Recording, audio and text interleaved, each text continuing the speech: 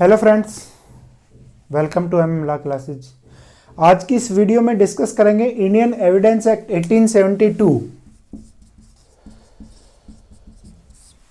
की सेक्शन 28 और सेक्शन 29 को। इन दोनों सेक्शनों को आज हम डिस्कस करेंगे। ये दोनों चैप्टर 2 में है, एविडेंस एक्ट के चैप्टर 2 में है। चैप्टर 2 रेलिवेंसी ऑफ फैक्ट के बारे में है, जो 5 से 55 तक दिया गया है, हर वीडियो में बताता हूँ। सेक्शन 5 में बताया गया कि रेलिवेंट जो फैक्ट होंगे और फैक्ट इन इशू होंगे, इन दोनों चीज़ों का कोर्ट में एविडेंस दिया जा सकेगा और किसी चीज़ का नहीं। तो 6 से 55 तक हमें यही बताया गया है, सेक्शन 6 से 55 तक, कि कौन कौन से फैक्ट रेलिवेंट समझे जाएंगे, रेलिवेंट होते कौन कौन से फैक्ट हैं वे बताए गए हैं। तो उसी में हमने एडमिशन भी देखा सेक्शन 17 में, उससे आगे फिर हम कन्फेशन के ऊपर आए। कन्फेशन होता है हमारा 24 से लेकर 30 सेक्शन तक, तो उसी में ये दोनों सेक्शन हैं। सेक्शन 24 में हमने ये देखा था कि कोई भी इंड्यूसमेंट, प्रोमिस या थ्रेट से जो कन्फेशन लिया गया है वो कोर्ट में असंगत होगा, ठीक है, वो ग्राह्य नहीं होगा, वो कन्फेशन नहीं माना जाएगा।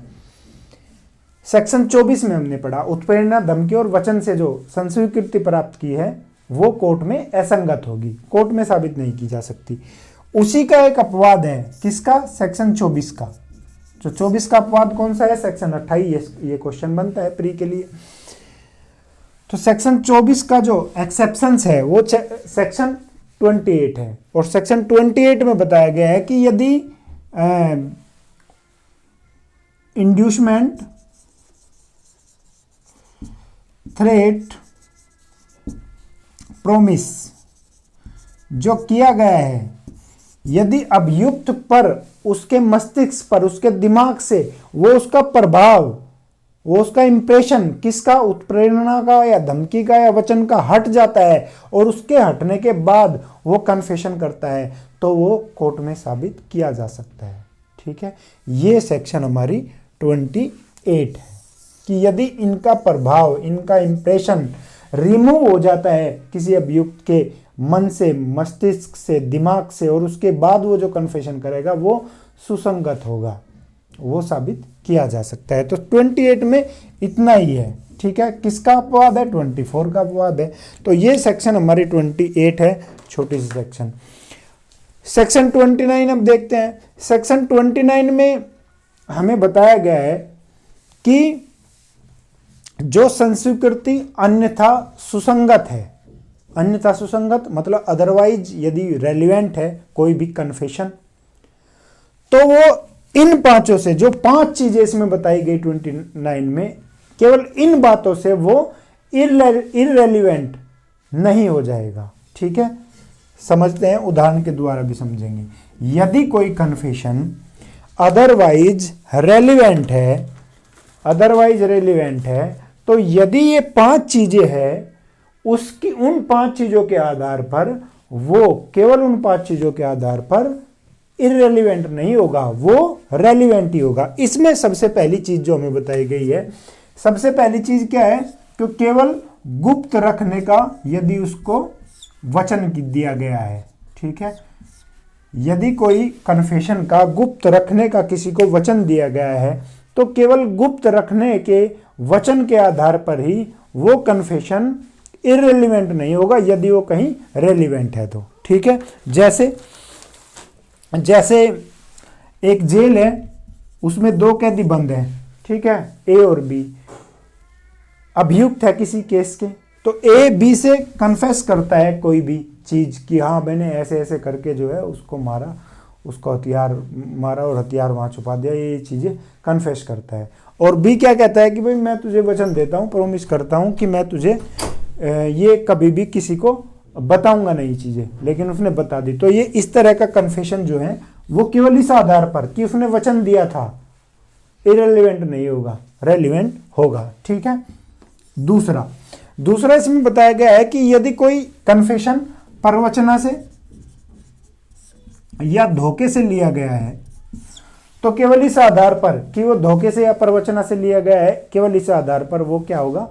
इररिलेवेंट नहीं होगा। यदि वो कहीं सुसंगत है तो वो रेलिवेंट माना जाएगा। ठीक है, यदि वो प्रवचना या धोखे से लिया गया है तो वो रेलिवेंट माना जाएगा, इररिलेवेंट नहीं होगा। कैसे? जैसे ये दो अपराधी है और किसी एक कमरे में इनको बंद कर दिया, वहां रिकॉर्डिंग लगा दी और ये आपस में कन्फेस करते हैं। ठीक है, या कोई ऐसा कहीं दो बात कर रहे हैं और वहाँ किसी ने मोबाइल रिकॉर्डिंग के लिए रख दिया, तो वे आपस में जो बातचीत कर रहे हैं वो रिकॉर्ड हुई, उन्होंने कन्फेस किया मैंने ऐसे इस तरह से अपराध किया है। तो इस तरह की चीज़ें प्रवचना या धोखे से यदि कोई कन्फेशन लिया गया है तो केवल इस आधार पर कि वो प्रवचना या धोखे से लिया गया है वो इररिलेवेंट नहीं हो जाएगा, वो रेलिवेंट होगा। अगली चीज में तीसरे नंबर की बताई गई है सेक्शन 29 में, यदि कोई व्यक्ति नशे की हालत में है, नशा किए हुए है, तो नशे की हालत में यदि वो कोई कन्फेस करता है तो केवल इस आधार पर कि वो नशे में था वो कन्फेस इररिलेवेंट नहीं हो जाता, वो रेलिवेंट होगा। ठीक है, लेकिन इसमें क्या ध्यान देने वाली बात है कि वो कंप्लीटली ऐसा ना हो कि पूरी की पूरी तरह वो उसके दिमाग का कंप्लीटली